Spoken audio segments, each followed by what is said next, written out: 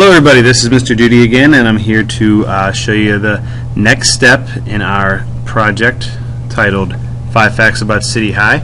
Now we're going to try to bring in some images and put some text over them. So the last tutorial I showed you how to bring in white video, and then we did a crossfade to have your title fade in, and it stays on the screen for 5 seconds, and then it fades out, but you still have the white background. So what we're going to do next is we're going to leave that 3 or so seconds of white on the screen. But the next video, see how it jumps to black right there? We're going to put our first picture. So I'm going to assume that you have pictures already in your project. I have them in my images folder here. I say I have 3 of them right now. If you do not have any of your pictures, if you go to the City High digital media blog that I've created, there's a page here called Resources, Project One Resources. You click on it. There's where you'll find my voiceover, the background music, the facts, which are the text on the screen, and then a variety of images. You go down there. To save any image, you make sure you click on the full screen, you right click, and you save image as. You want to make sure it goes in the proper folder. But I've already done that, so I'm going to go back to my Premiere project, and we're going to put those on the timeline. So I'm going to open up my images folder because I created folders or bins, like what they call them in Premiere. I'm going to open them up by clicking on the arrow. That's sequence. I'm going to go to my images folder and I'm going to choose my first image. If I wanted to see what it looked like here there on a list form, I could go over to icon view and I could get a better look. If I open up images, get a better look there, but I'm going to go back to my list view. I could also double click them and they show up right here. I'm going to choose this entrance picture, so I'm going to drag that to the timeline. Now it's important that it goes on video 1, but it's also important that it goes right after the white video. So I'm going to, it kind of snaps into place there with a black line will show up when it snaps into place. Go ahead and let go. You don't want to have any gap between the picture and the white background. And you want to put the red playhead somewhere over the picture.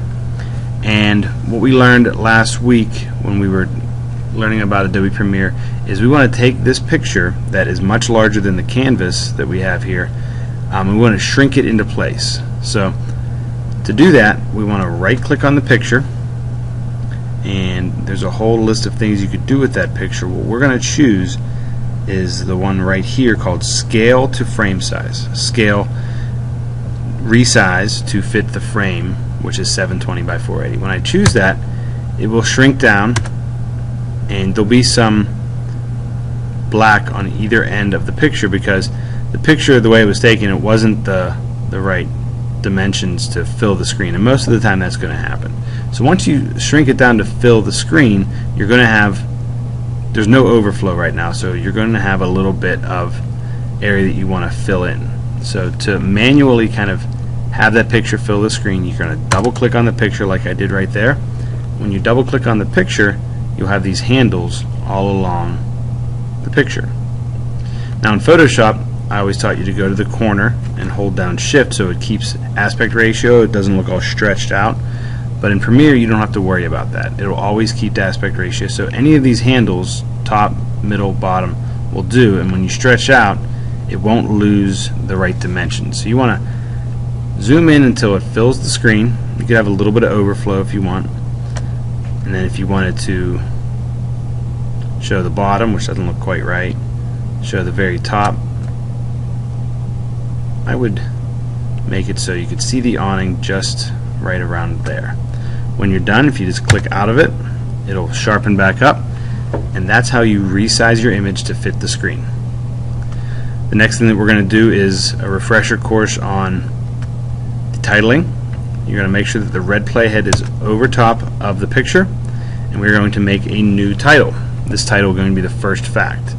So if you did make some titles before, they should be in your title screen, maybe called Fact 1, Fact 5, or if you have to retype your fact, you would go back to your blog, and if you go to Resources, you can see all of the facts written right here. So I'm going to actually copy and paste my fact even though I think I already have one. I'm going to copy this. I'm going to go back to Premiere. I'm going to click on my titles folder and make a new title. So once the folder is highlighted, I say File, New.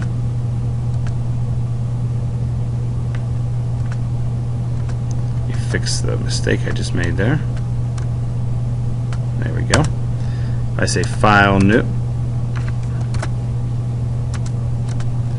And I'm going to choose Title. So File, New, Title. Shortcut's Control-T, and that'll get our, I'm going to call this Fact.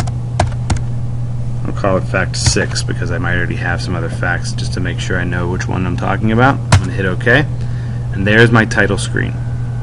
One of the things that confuse people in the title screen is you have to remember that the title screen is actually a transparent background. So right now I do see the picture that I want in the background, but if I were to click on the timeline here and it would go to where there's no video, then wherever the red playhead is what shows through on the title screen. So if you have it over top of the picture shows. If I have it over top of my title, the title shows. So it's a good habit to put the red playhead somewhere over the picture where you want to put the first fact.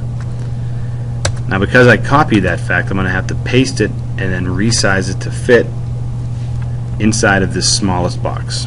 So before I do anything, I'm going to change the font size. I'm going to change the font color. I'm going to change the font type. So now when I paste my fact, it's going to be a little bit easier to resize. So there's my entire fact, but it's in one line. And what I want to do is make it on multiple lines. So if I go to my titling tool, I could hit enter. I put the cursor right up before, and if I hit enter wherever I want, it will keep going down, so it'll all be on screen. Now it's up to you how you want this to look. I'm going to choose to put it right around here. I always want the text to be centered, so I'm going to choose center. And there you have it. But the only problem is that text is a little hard to read.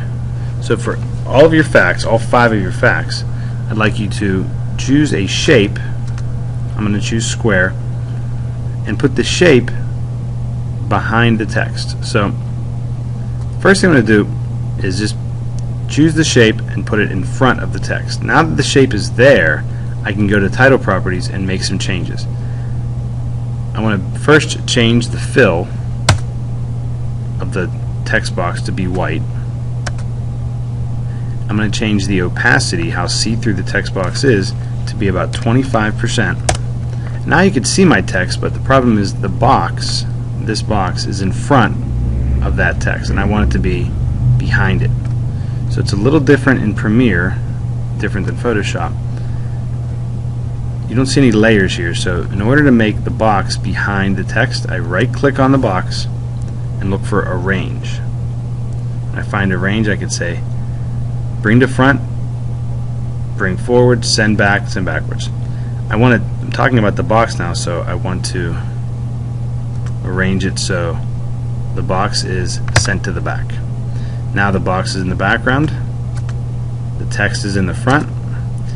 If there's any additional things I want to do to the text, like give it a shadow, change things any way I want. I can make the distance of the shadow, the size, the spread. I could give it all sorts of things, but I think for right now that looks pretty good. I close out of this. I put my fact on top of the picture, and there you have it. The next tutorial, we're going to show you how to make some changes to this, but that is how you resize a picture and put text on top of a picture. Thank you.